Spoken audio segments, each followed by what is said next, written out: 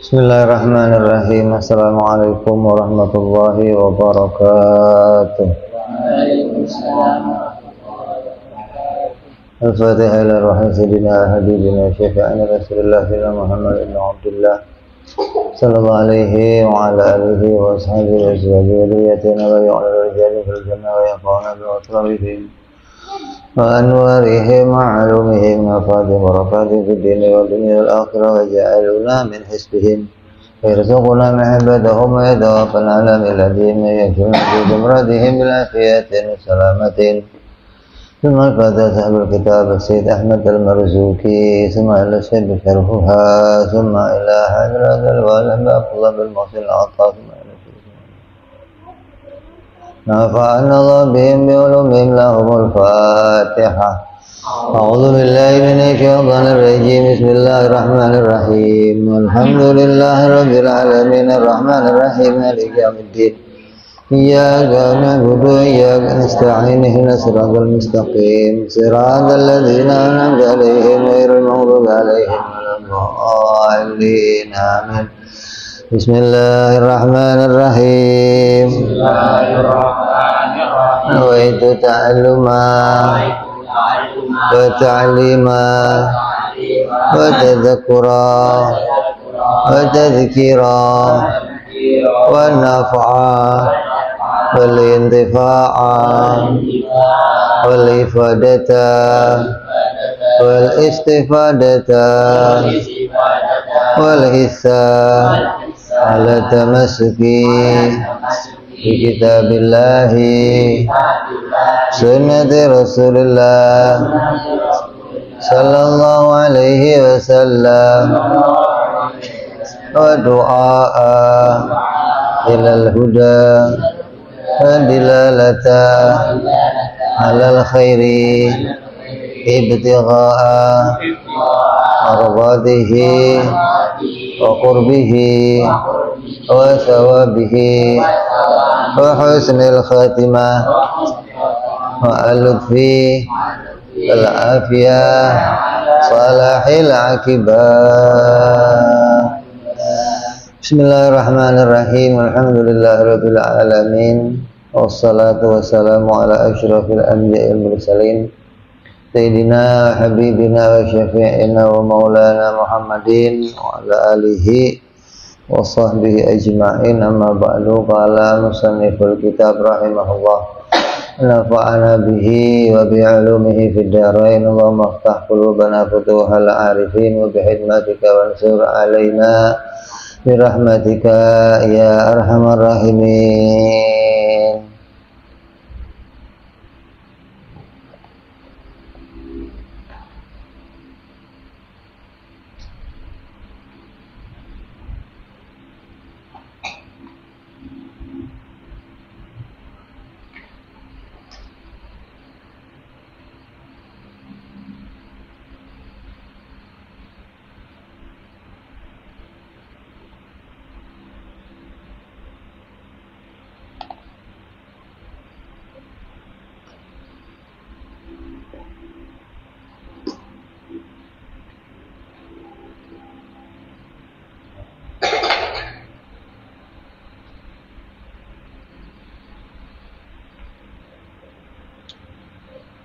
Ila anqal, kemarin sudah kita bahas tentang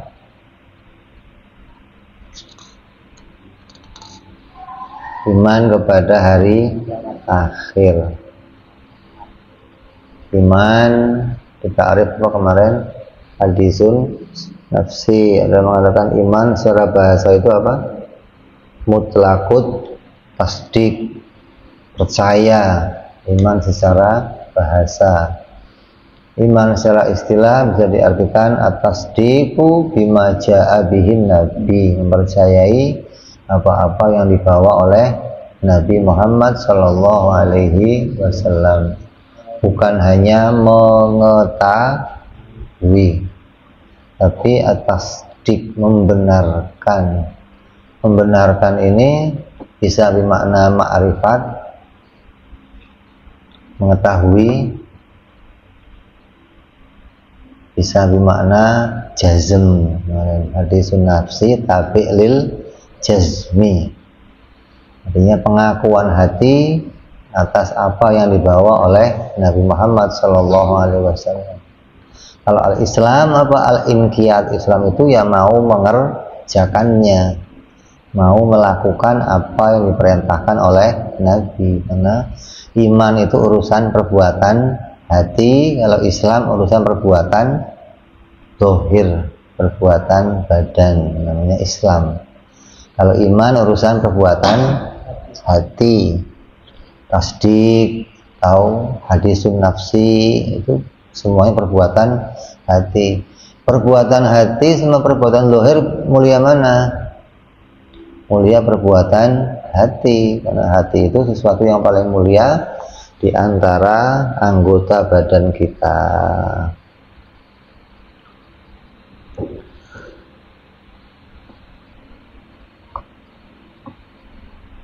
Selesai bahas tentang rukun iman. Loh, kan masih ada rukun iman satu lagi, Pip, apa?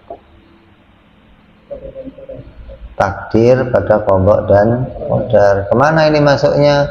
Sudah masuk dalam pembahasan la ilaha illallah, sudah masuk dalam pembahasan tentang sifat-sifat ketuhanan, karena itu masuk dalam perkara jaiz, masuk dalam perkara bolehnya Allah menciptakan segala sesuatu yang mungkin terjadi, termasuk pula mentakdirkan apapun kepada kita, maka kita wajib mengimaninya pula.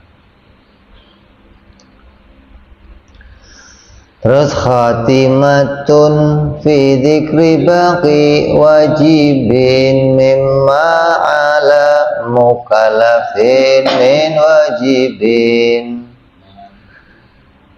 Pungkasan yang terakhir dalam menyebutkan dari apa sih yang menjadi kewajiban-kewajiban lain bagi seorang mukallaf, dari apa-apa yang diwajibkan bagi seorang mukallaf. Jadi setelah ada kewajiban yang usul, kemarin namanya kewajiban apa? Usul. Kenapa?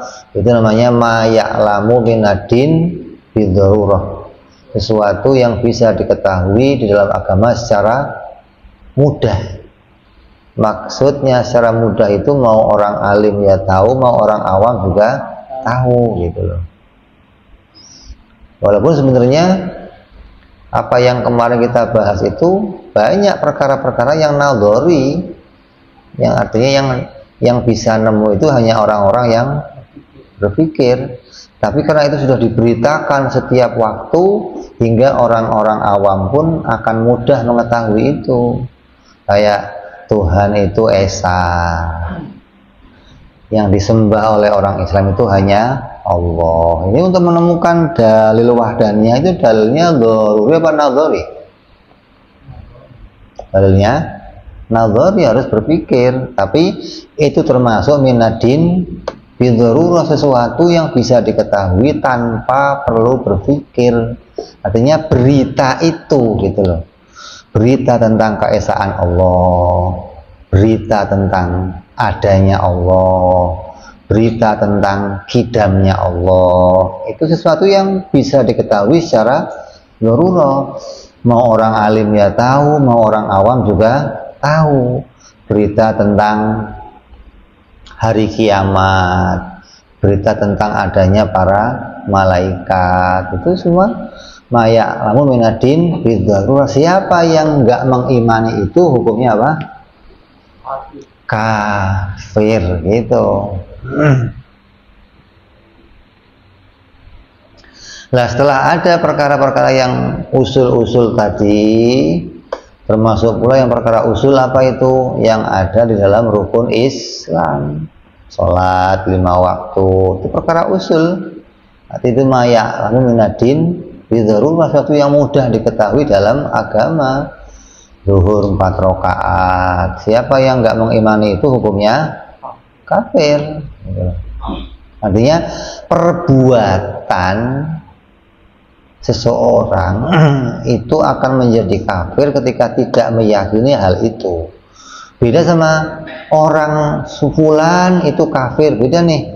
Kalau fulan itu kafir, itu bukan urusannya orang-orang mutakallimin, bukan urusannya orang-orang ahli tauhid. Kita nggak bisa mutusin, oh si A kafir gara-gara begini, nggak bisa.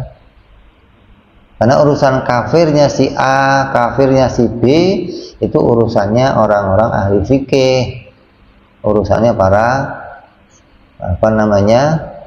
mufti, urusannya para hakim gitu loh, bukan urusannya orang-orang mutakallim. Orang mutakallim hanya mengatakan bahwa perbuatan yang demikian, siapa yang melakukannya maka menyebabkan kekafiran. Siapa itu? Ya siapa saja, kita nggak bicara fulan bin fulan gitu loh. Nah kalau fulan kok melakukannya, ente mengatakan ente kafir, nggak boleh, karena dia untuk bisa diketahui kafirannya harus dikontrol lebih dalam lagi. Karena untuk mengatakan seseorang itu kafir butuh pendalaman. Kenapa dia nggak mengetahuinya? Kenapa dia menolaknya? Kenapa punya banyak alasan nih?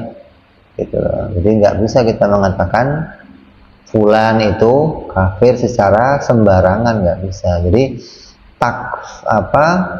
takfir atau mengkafirkan seseorang beda sama hukum perbuatannya seseorang. Jadi perbuatan sama orangnya. Yang kita omong dari orang mutakallim itu apa? Perbuatannya, bukan orangnya.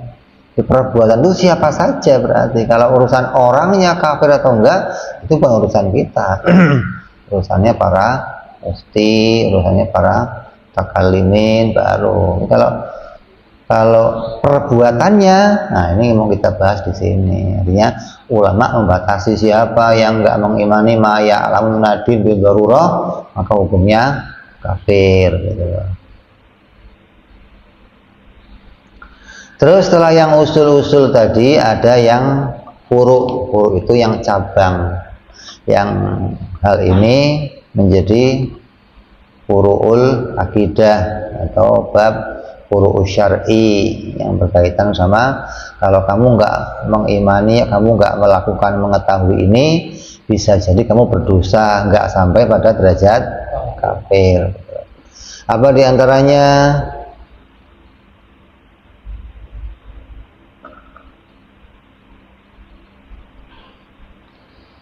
Jadi ini hanya penambahan atau penjelasan kesempurnaannya seseorang. Di antaranya Nabiyuna Muhammadun qad ursila lil alamina rahmatan wa fudila. Nabi Muhammad Shallallahu Alaihi Wasallam itu diutus bagi alam semesta, diutus untuk seluruh makhluknya Allah, seluruh hambanya Allah. Jadi setiap mukallaf wajib meyakini hal ini. Sesungguhnya Nabi Muhammad SAW diutus sebagai rahmat untuk seluruh alam. Rahmat itu sebagai apa? Rahmatnya Allah kepada hamba-hambanya, maknanya kasihannya Allah. Allah itu melas, kasihan sama hamba-hambanya. Allah sebenarnya boleh saja merintah kamu, kamu sholat. Caranya gimana? Lo mikir sendiri, boleh. Nanti puasa, caranya gimana? Ente mikir sendiri. Haji ya, caranya gimana? Ente mikir sendiri, boleh. Gak susah, ya peduli amat, terserah ente mau bisa mau nggak bisa. Yang mana saya merintahin kamu suruh ngerjain hal-hal ini gitu. Lah ini kok Allah merintahin kita terus dikasih nabi lagi, dikasih yang nuntun. Mau tahu sholat, kamu kalau mau sholat kayak saya sholat nih, nanti mau puasa kayak saya, nanti mau haji kayak saya. Ini rahmat namanya, bentuk kasih sayangnya Allah kepada kita gitu loh. ngasih Nabi yang bisa nuntun kita dengan mudah hingga kita nggak perlu mikir lagi caranya sholat, caranya puasa, nggak perlu mikir mana yang baik, mana yang buruk, mana yang haram, mana yang halal. Tahu Nabi yang mutusin ini. Ini namanya disebut apa? Sebagai rahmat lil alamin. Padahal kemarin kita ngomong apa? Datangnya Nabi itu bawa pusing,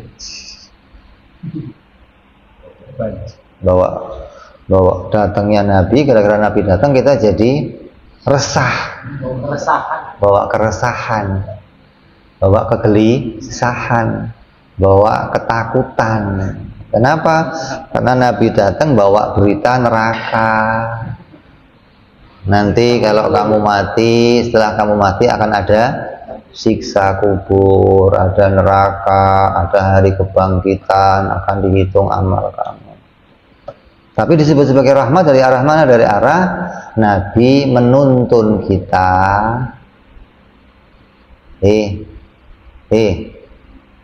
Kamu menuntun kita agar kita mudah menjadi orang yang selamat dari apa yang diancam oleh Allah. Allah ngancam ini, ngancam ini. Pengen selamat, ikut saya. Ini rahmatnya di sini, gitu loh. Jadi kalau Nabi cuma datang doang ngasih berita, nggak masalah punya, itu pulang udah. Boleh aja. Gak nuntun kamu, gak bimbing kamu, boleh aja. Ini Allah saking sayangnya sama kita, saking melas sama kita, dikasih Nabi dan dia nuntun kita pula ke jalan yang sempurna, gitu loh. Maka sungguhnya beliau diutus oleh Allah untuk seluruh mukallaf dari dua golongan, yaitu manusia dan jin menurut ijma'nya para ulama. Dan ini telah diketahui di dalam agama secara mudah. Ini adalah al-ma'lum minadin bidharurah. Dan siapa yang mengingkari maka hukumnya kafir. Yang mengingkari kepengutusan Nabi Muhammad untuk seluruh jin dan manusia, oh enggak, Nabi Muhammad mah diutus untuk sebagian orang doang, enggak untuk semuanya, hukumnya kafir. Nabi mah enggak untuk bangsa jin manusia doang, hukumnya kafir. Jadi wajib diimani bahwa Nabi diutus, Allah mengutus Nabi Muhammad SAW itu untuk seluruh mukallaf dari bangsa jin dan manusia. Namanya irsalnya Nabi kepada kita, namanya irsalu taklif. Di taklif itu Nabi datang kepada kita memberi beban, memberi pemberatan. Kamu disuruh sholat 5 waktu, kamu disuruh puasa, kamu disuruh haji, kamu disuruh iman, disuruh, namanya memberi beban namanya. Dibebani kamu untuk ngelakuin itu semua yang tadinya bebas, nanti nggak ngelakuin apa-apa, tiba-tiba dikasih beban, namanya taklif gitu. Maka disebut pula namanya as-saqalain. Apa saqalan itu? Saqalan itu adalah yang membebani bumi, yang menjadikan bumi jadi berat. Apa sih? Ada manusianya kan jadi berat, ada isinya maksudnya. Jadi manusia itu menjadi pemberatnya bumi, karena manusia itu mengisi bumi ini, begitu pula jin, termasuk namanya saqalain. Kalau hewan, tumbuhan nggak disebut saqalain. Malaikat juga nggak disebut saqalain. Maka sesungguhnya Nabi Muhammad SAW tidak diutus untuk para malaikat dengan irsal taklif, tapi diutus kepada malaikat untuk irsalu tasyrif. Diutusnya Nabi kepada mereka yang lain, kayak hewan, benda-benda, tumbuhan, bahkan kepada malaikat disebut namanya irsalu tasyrif. Apa itu tasyrif? Maknanya semua itu diperintahkan untuk memuliakan Nabi Muhammad Sallallahu Alaihi Wasallam. Jadi ketika Nabi datang kepada malaikat, para malaikat diperintah memuliakan Nabi. Maka kan diperintah para malaikat sungkem sama Nabi Adam.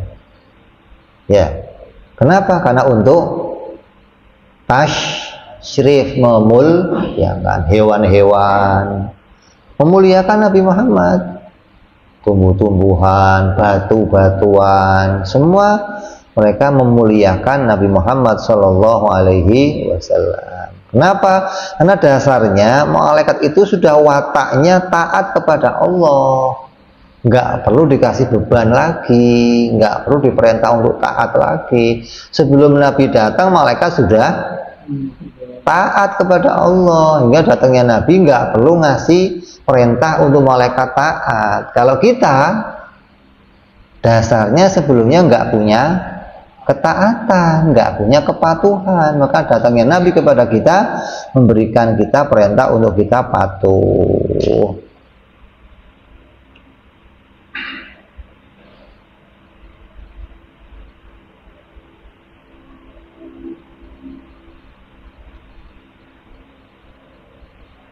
Ini yang disepakati, yang dipegang oleh para ulama, sebagaimana pendapatnya Imam atau Syekh Muhammad Ar-Romli.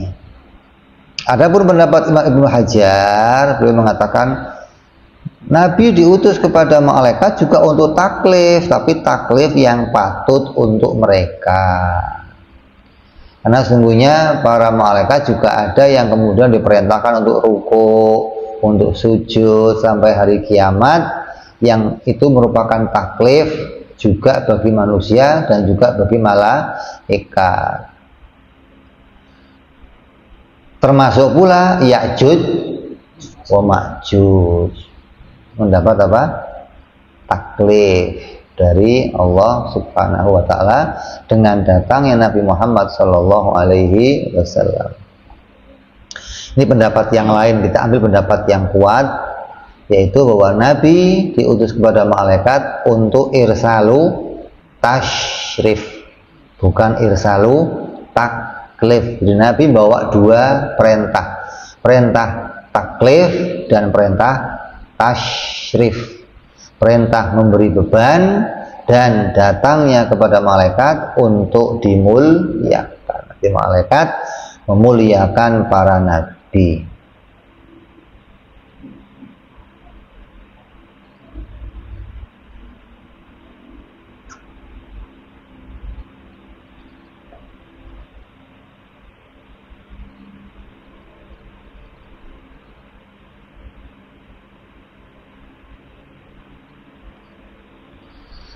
Adapun nabi-nabi yang sebelumnya itu juga umatnya Nabi Muhammad.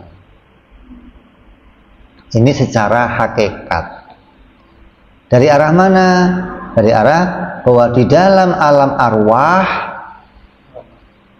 Nabi Muhammad SAW itu diutus oleh Allah untuk mendatangi semua para nabi-nabi yang sebelumnya.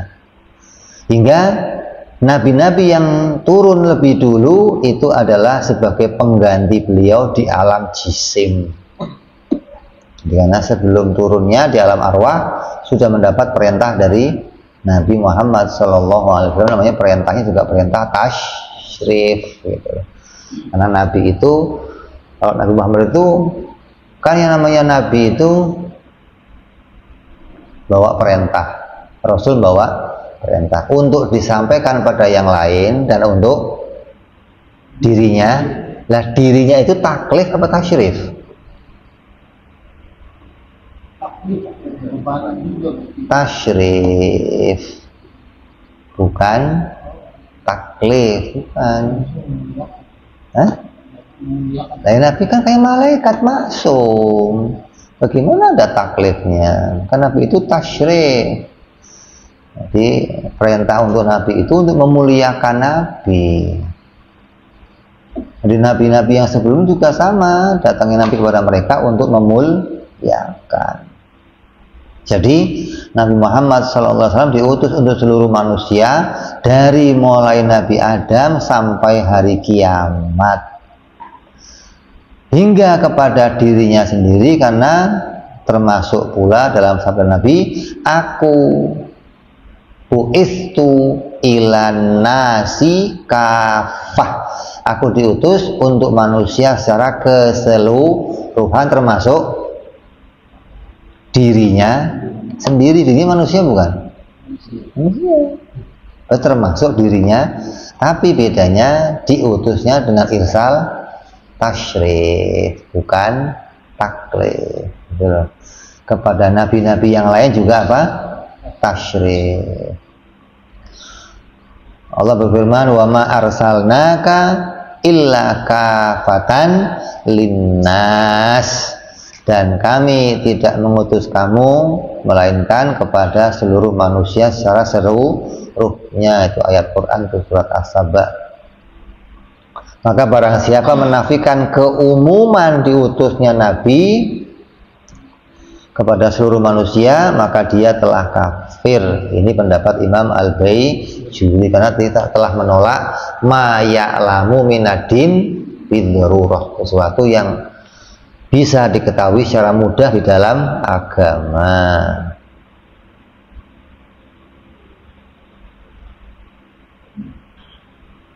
Kalau pendapat Syekh Bajuri sudah sama dengan pendapat yang rojeh, bahwa Nabi diutus kepada malaikat sebagai irsalu tasyrif.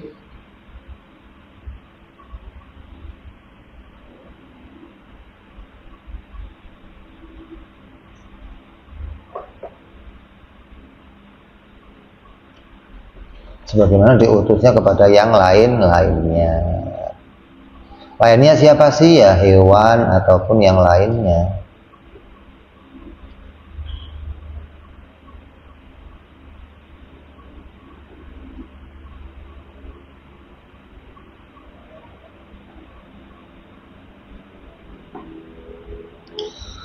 Rahmatan apa kemarin tadi?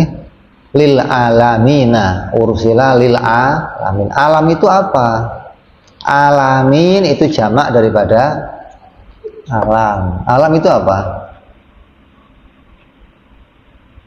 Alam itu apa? Ma siwallah, segala yang selain Allah namanya alam. Ini kalau alamin berarti jamak dari alam. Semua perkara apapun yang selainnya Allah disebut namanya alamin. Maka alamin itu mencakup apa? Ya mencakup jin, manusia, malaikat, benda mati, hewan, termasuk dalam apa? Alamin gitu. Matahari, bulan, laut, semua namanya apa? Alamin. Karena ta'rifnya apa tadi? Masiwallah, apapun yang selain Allah disebut alamin. Maka diutusnya Nabi kepada selain jin dan manusia itu namanya irsalu tasyrif, karena memuliakan mereka. Karena malaikat termasuk umatnya, bukan pengutusan pembebanan syariat beliau. Dan diutusnya Nabi Muhammad ke benda-benda mati adalah pengutusan karena pengamanannya atau menyelamatkannya dari kerobohan, kepunahan, dan yang semacam-macam. Nabi diutus untuk melindungi hewan-hewan dari kepunahan, biar nggak dibasmi. Ini nggak boleh dibunuh, ini nggak boleh dibunuh, ini boleh dibunuh, ini. Tapi mengatur itu semua sebagaimana diperintahkan oleh Allah Subhanahu wa Ta'ala.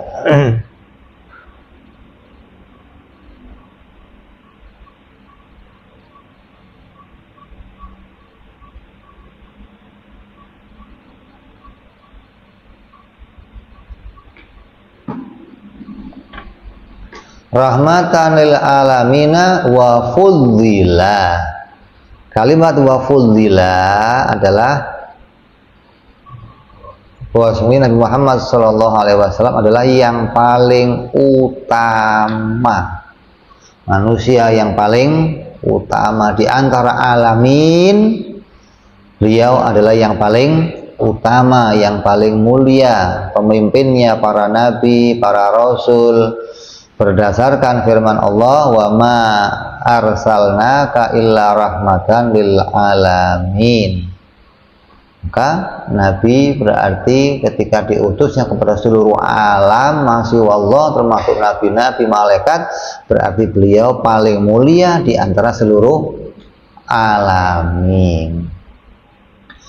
Nabi mengatakan pula, ana sayyidul alamin yaumal qiyamah wala fakhr, ana sahibul liwa'il hamdi yaumal qiyamah wala fakhr, adamu faman dunahu tahta liwa'i yaumal qiyamah wala fakhr.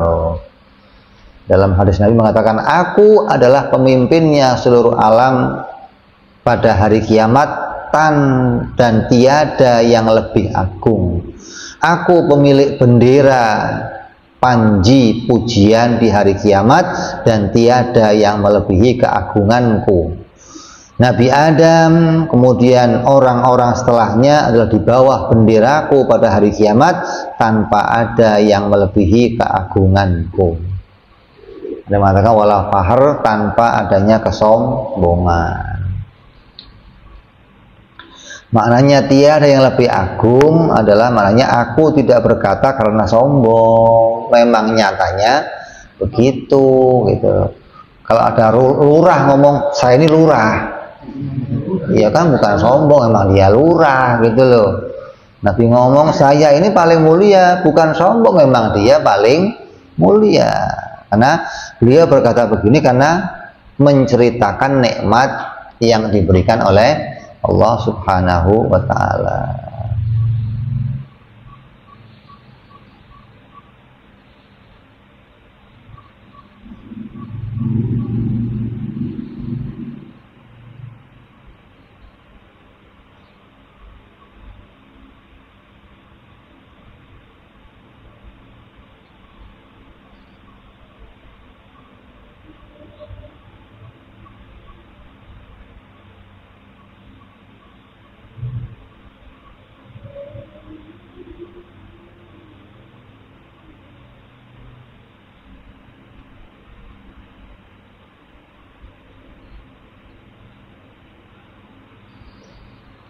Ini yang dimaksud bahwa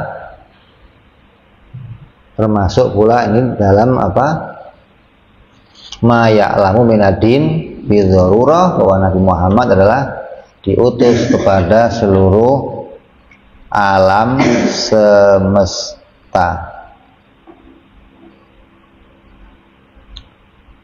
Kemudian termasuk pula yang wajib diketahui oleh orang-orang mukallaf adalah tentang nasabnya Nabi Muhammad Sallallahu Alaihi Wasallam.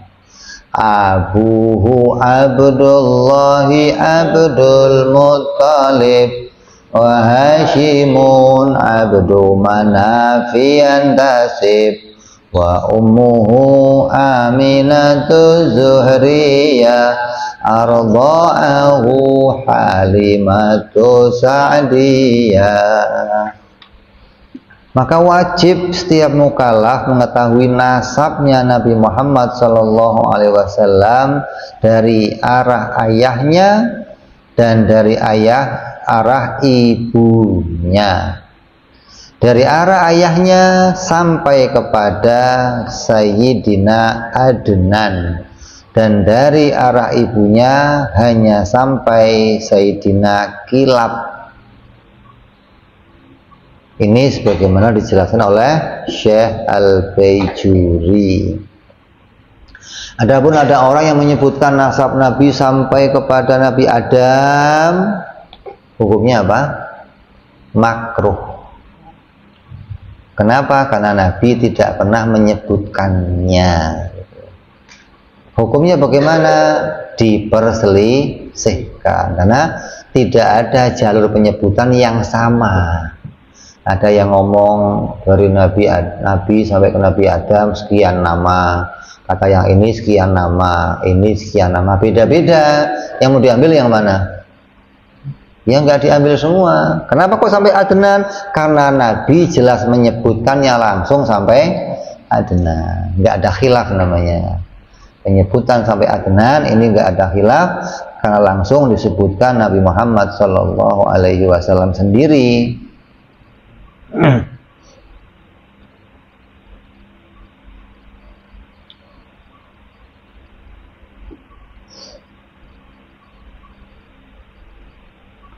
Adapun dari ibunya hanya cukup sampai kepada kilab karena berjumpanya nasab Nabi Muhammad Shallallahu Alaihi Wasallam dari arah ayah dan ibunya pada Sayyidina Kilab gitu loh. Dari ke atas Kilab di mana? Sama udah gitu loh. Jadi ayah ibunya ini punya nasab ketemu di Sayyidina Kilab, lah ke atasnya sama sampai kepada Sayyidina Adnan. Maka untuk menghafal kepada Sayyidina Adnan cukup dari arah abahnya. Adapun dari arah ibunya cukup sampai kepada Sayyidina Kilab.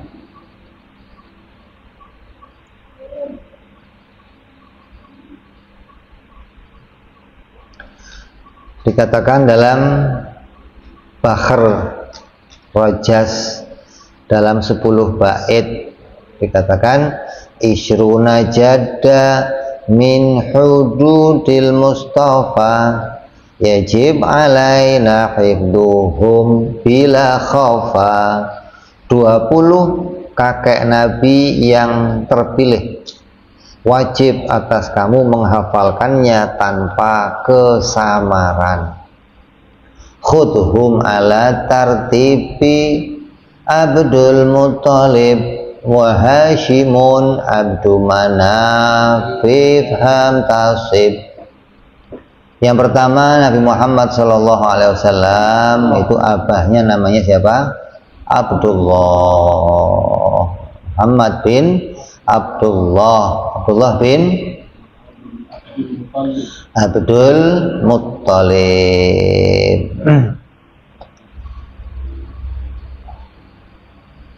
Abdul Muttalib dalam sebuah riwayat namanya siapa? Syaibatul Hamdi. Syaibatul Hamdi itu orang yang mempunyai uban di kepalanya. Jadi ada ubannya. Dari kecil dia ada ubannya. Ubannya itu menyala gitu.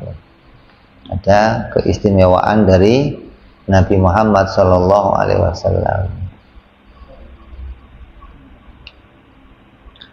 Kemudian bin Hashim bin Abdul Muttalib bin Hashim. Hashim disebut namanya Amr ibnul Ula. Ada di situ.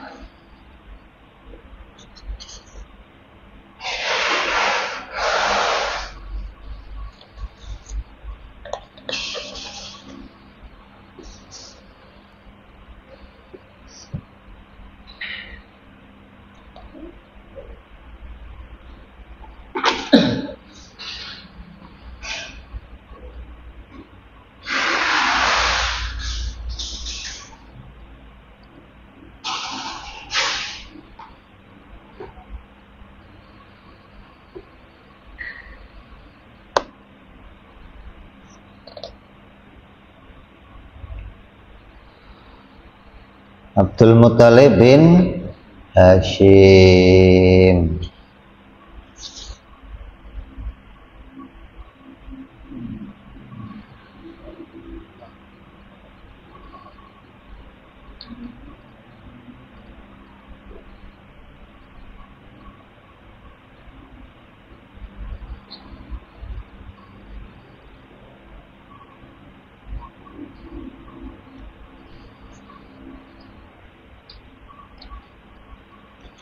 Dan kita wajib mengimani tentang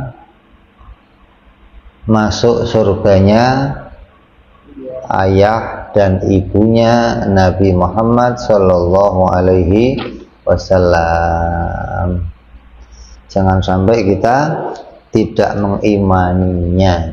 Jangan sampai kita sama seperti orang-orang siapa? Wahabi yang tidak mengimani tentang masuk surganya kedua orang tua Nabi Muhammad Sallallahu Alaihi Wasallam. Ini bahaya nih, ya. Nah, kalau orang tua Nabi itu nggak masuk surga, nanti yang lainnya bagaimana? Apa yang lainnya masuk surga, yang neraka cuma orang tua Nabi gitu. Nah, orang tua Nabi neraka, berarti yang lain semua neraka. Hah? Bagaimana? Kan yang namanya mukallaf itu setelah datangnya Nabi. Sebelum mukallaf, sebelum Nabi datang nggak ada mukallaf. Lah, sebelum Nabi datang nggak ada mukallaf, berarti hukumnya sebelum Nabi semuanya selamat. Lah kalau orang tua Nabi nggak selamat, lah yang lainnya? Hah? Orang tua Nabi nggak selamat, yang lainnya selamat, kan aneh. Masa malah orang tua Nabi nggak selamat, malah yang lainnya gimana sih gitu loh. Jadi kalau semuanya selamat, hatta orang tua Nabi selamat gitu maksudnya dong. Kok jadi dibedakan, bagaimana sih? Kan aneh gitu maksudnya. Oh, selain orang tua Nabi, orang-orang sebelum Nabi itu nggak ada perintah untuk mereka, jadi mereka selamat masuk surga. Nah, kalau orang tua Nabi nggak selamat, nah kan aneh, kok malah bapaknya Nabi nggak selamat. Ini ngambil hukumnya dari mana gitu loh maksudnya. Ya, jadi wajib kita imani bahwa orang tua Nabi SAW itu ada di dalam surga. Dikatakan oleh Imam Abu Hanifah, menyatakan walida Rasuli mamata kafirin, kedua orang tua Nabi tidak mati dalam keadaan kafir. Tetapi sebagian naskah ada yang berubah dengan menghapus huruf ma yang pertama. Ini yang aneh nih. Hah? Maksudnya ma mata alal kufri, ma pertamanya dihapus sehingga aba Nabi mata alal kufri, kan repot ini. Ini beda ma satu aja bahaya ini. Kehilangan ma, waduh. Ma mata ditulisnya mata.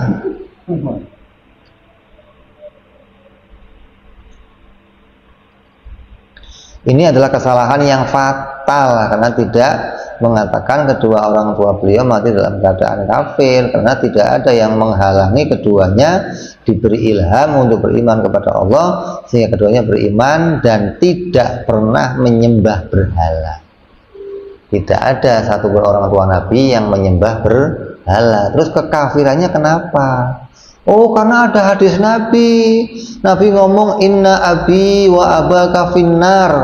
Bapakku dan bapakmu di dalam neraka. Ada seorang datang ke Rasulullah, ya Rasulullah, bapak saya di mana?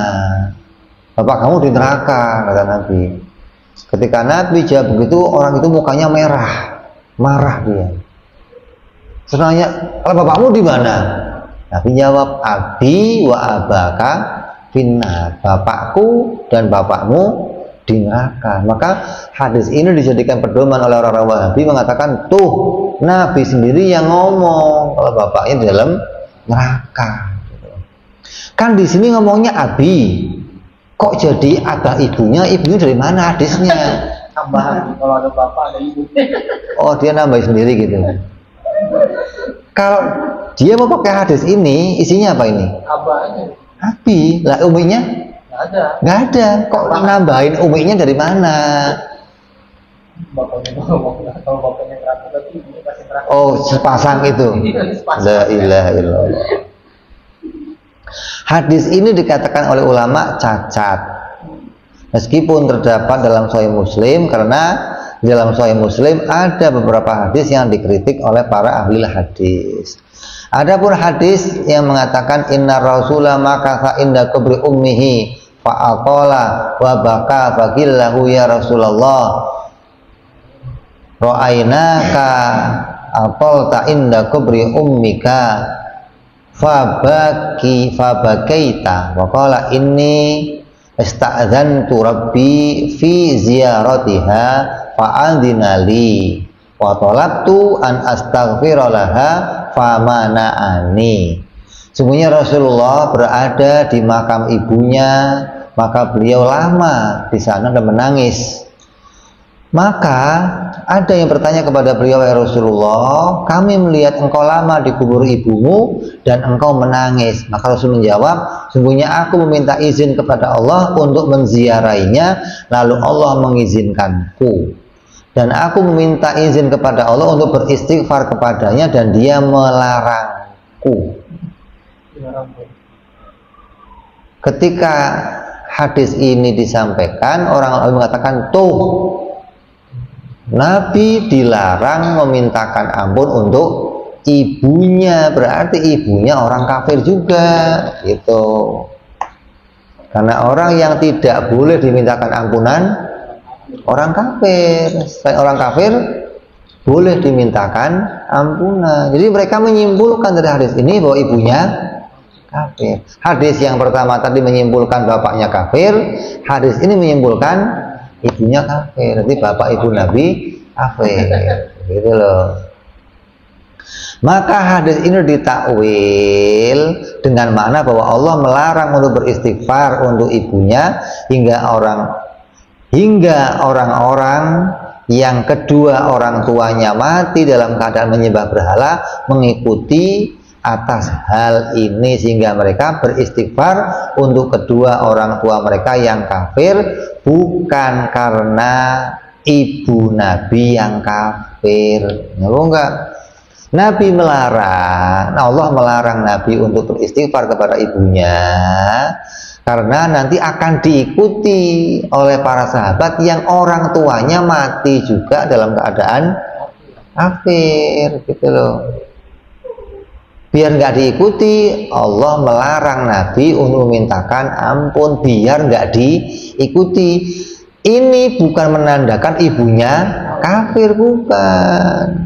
Hanya untuk tidak diikuti. Kayak ente datang nyium kubur, orang yang nggak paham nanti ikutan nyium, lah dianggap nyium itu bagian dari perintah, bagian dari gitu loh.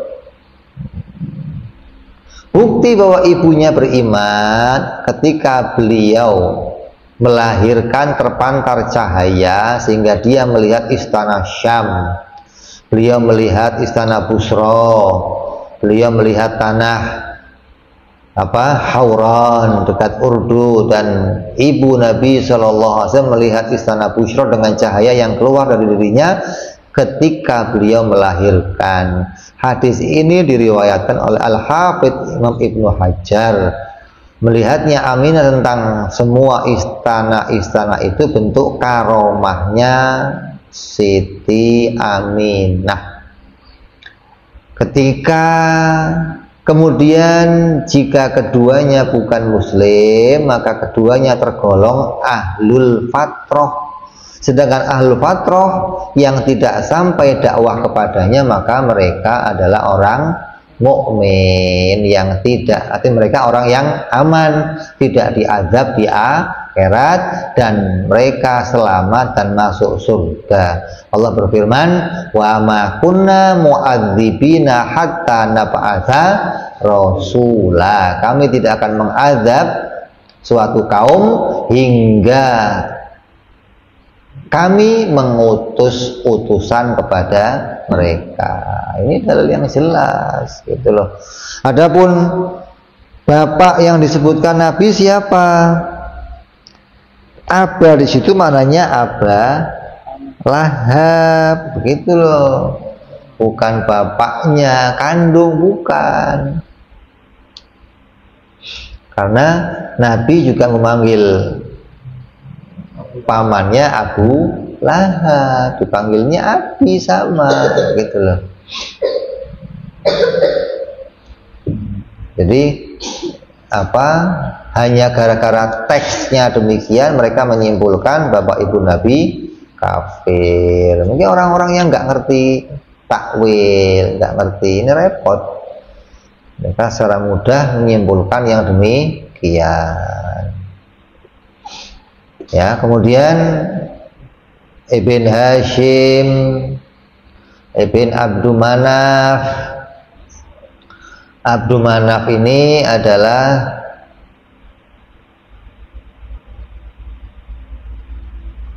di antara nama-namanya berhala pada masa itu. Saking besarnya sampai diberikan nama seperti namanya berhala. Kemudian Qusay adalah Zaid yang dikatakan sebagai Yazid.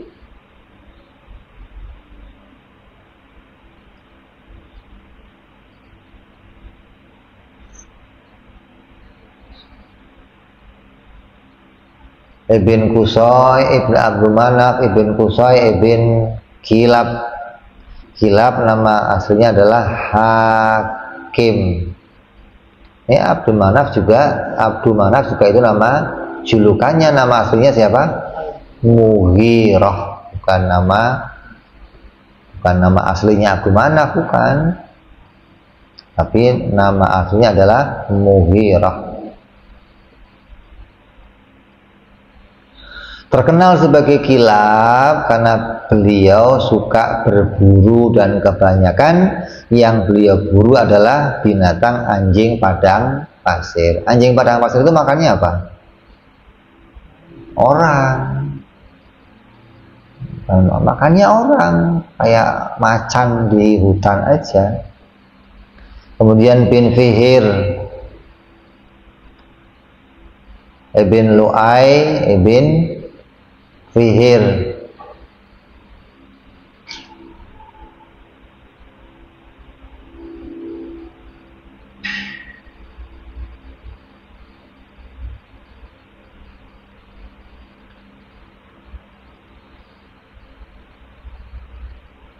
Fihir nama aslinya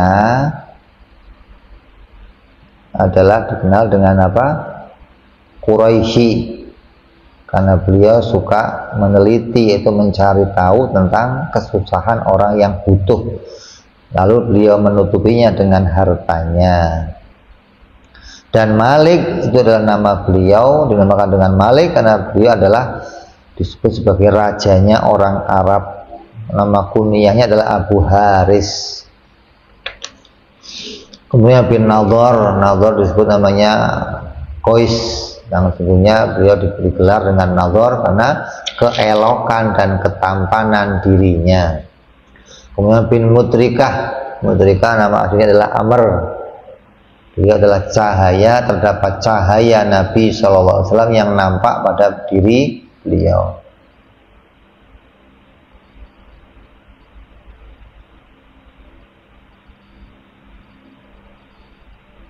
Kemudian bin Ilyas nama aslinya adalah Al-Husain.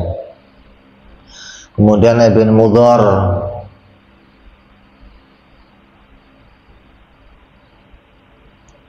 dikatakan dengan Mudhar karena beliau gemar minum susu yang masam atau kecut, atau namanya apa? Yakut, yogurt. Kemudian bin Nizar atau Khildan. Dinamakan ini tatkala ayahnya melihat cahaya Rasul di antara kedua matanya, maka ayahnya gembira dengan sangat gembira, dan beliau memotong kurban dan memberikan makan kepada orang-orang, berkata ini nizar, yang berarti hak kelahiran ini.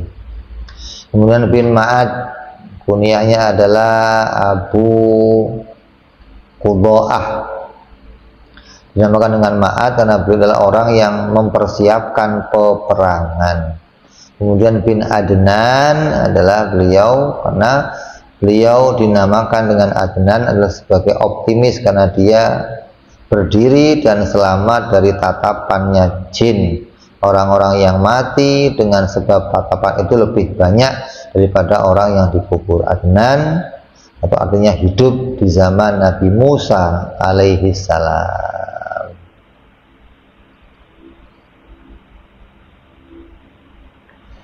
Ayahnya Nabi Muhammad Shallallahu Alaihi Wasallam namanya Abdullah, itu wafat di Madinah saat beliau kembali dari Husah, dan beliau selalu melakukan perjalanan di dalam perniagaan. Usianya 18 tahun.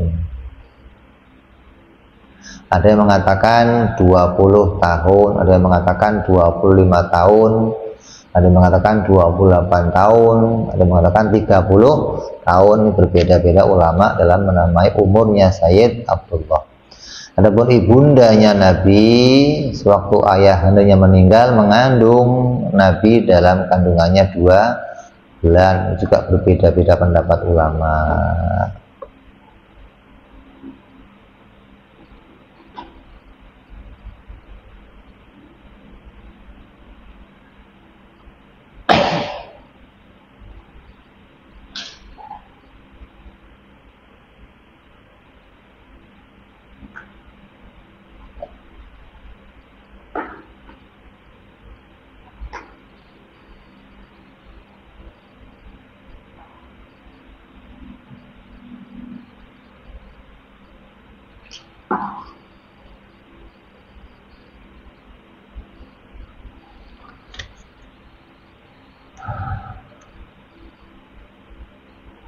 Kemudian Nabi Shallallahu Alaihi Wasallam ketika beliau dilahirkan, beliau punya ibu susu yang namanya siapa?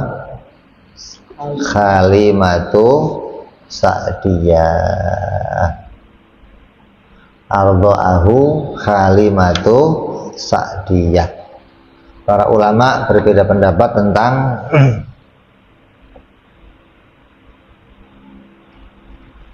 keadaan ini. Yang pertama, Nabi disusui oleh ibunya.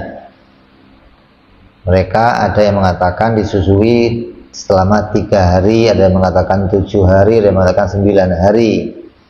Kemudian setelah ibunya, beliau disusui oleh As-Saibatul Hamdi, As-Suwaibah. As-Suwaibah itu budaknya siapa? Abu Lahab, yang dibebaskan dengan lahirnya Nabi Muhammad SAW ketika mendapatkan kabar gembira dari Tuwaibah.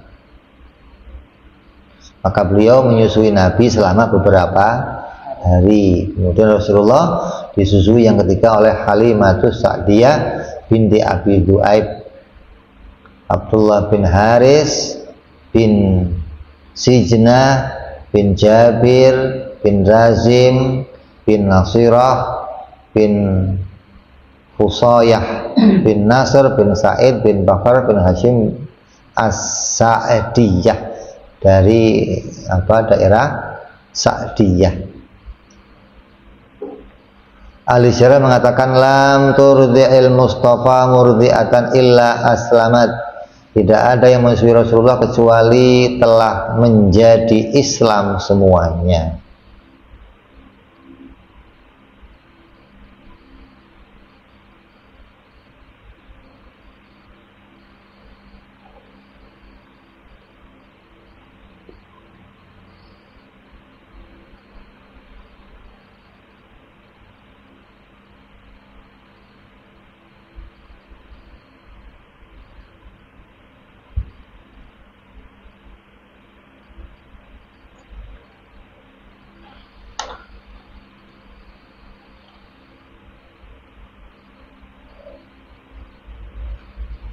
Halimatus Sa'diyah itu mendapatkan begitu banyak keberkahan dengan datangnya Rasul Shallallahu Alaihi Wasallam ke Bani Sa'ad.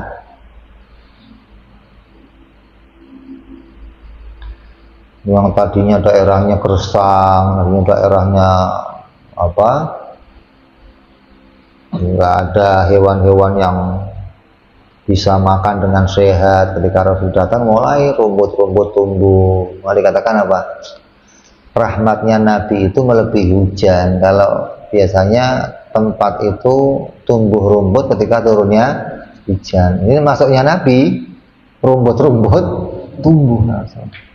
Hewan-hewan pada makan tanpa adanya hujan. Karena Nabi itu melebihi turunnya hujan.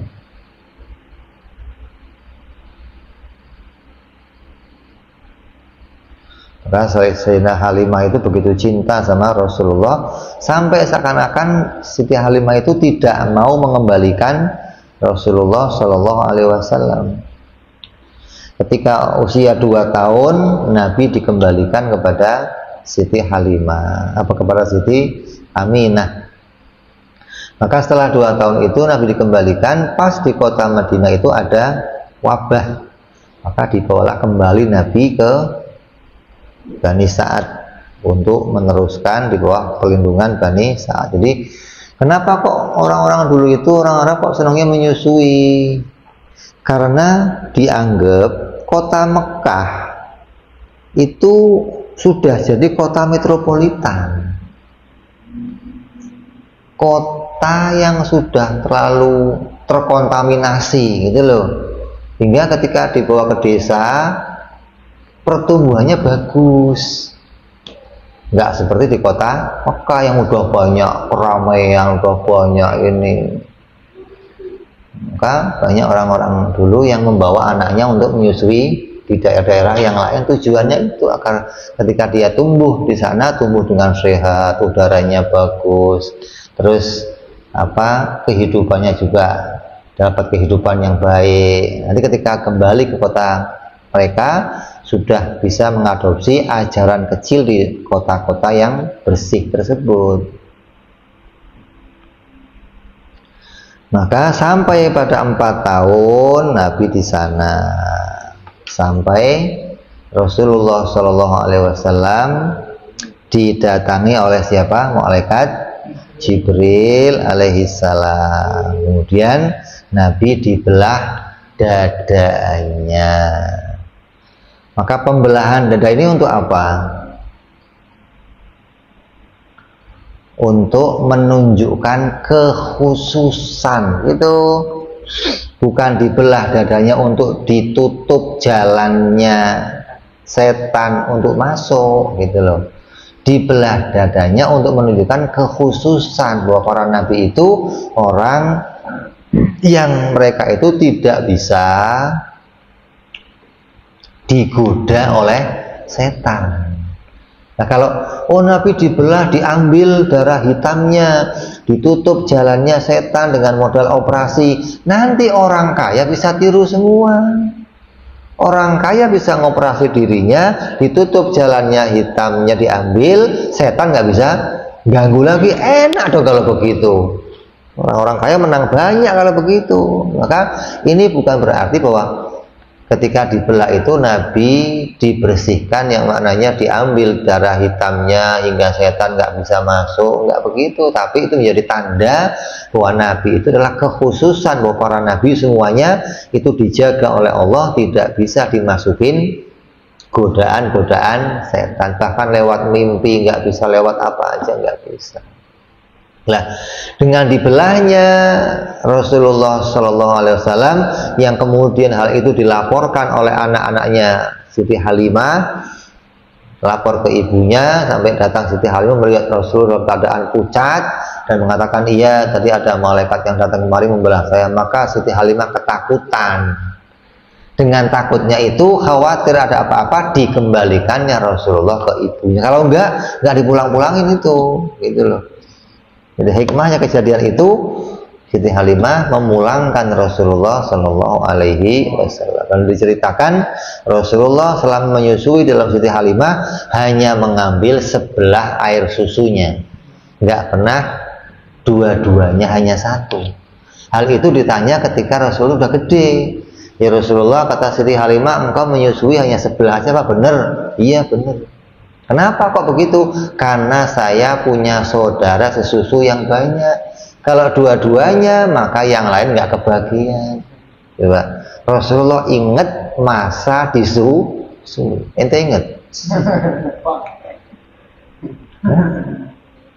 Ini fatonah namanya. Kekhususan yang Allah berikan kepada Nabi Muhammad Sallallahu Alaihi Wasallam yang tidak dimiliki oleh yang lainnya.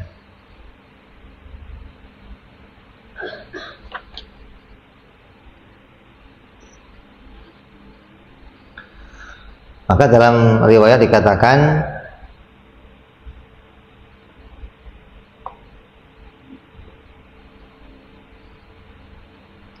Nabi dikembalikan kepada ibunya dalam usia 5 tahun 1 bulan.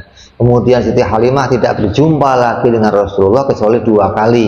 Itu setelah Rasulullah menikah dengan Khadijah, ketika beliau mengadu keadaan tentang kemarau di daerahnya, maka Rasulullah memberikan mereka 20 kambing dan sesuatu yang lainnya dari Khadijah. Maka pertemuan keduanya adalah pada waktu perang Hunain.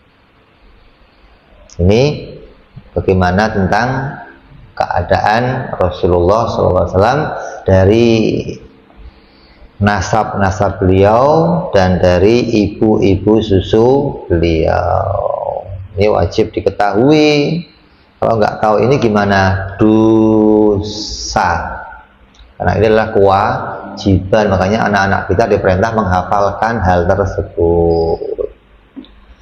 Kemudian mauliduhu bi Makkatal Aminah, wafatuhu bi Thaibatal Madinah. Kita terus akan tentang insyaallah.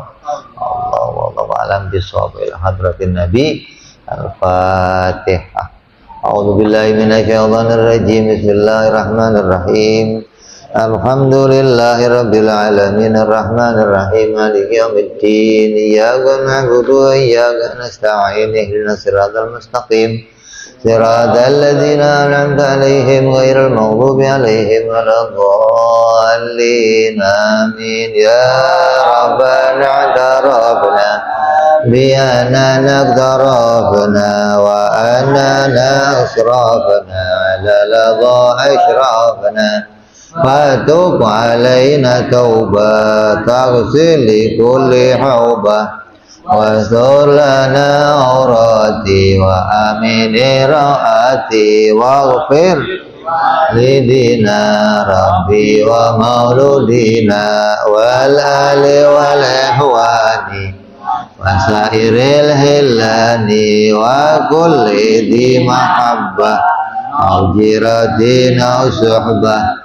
al-muslimina ajma' amina rabbi isma' fadlan wa judan manna rabbi sabi minna bil mustafa rasulina rabbi kulli suli salla wa sallam rabbi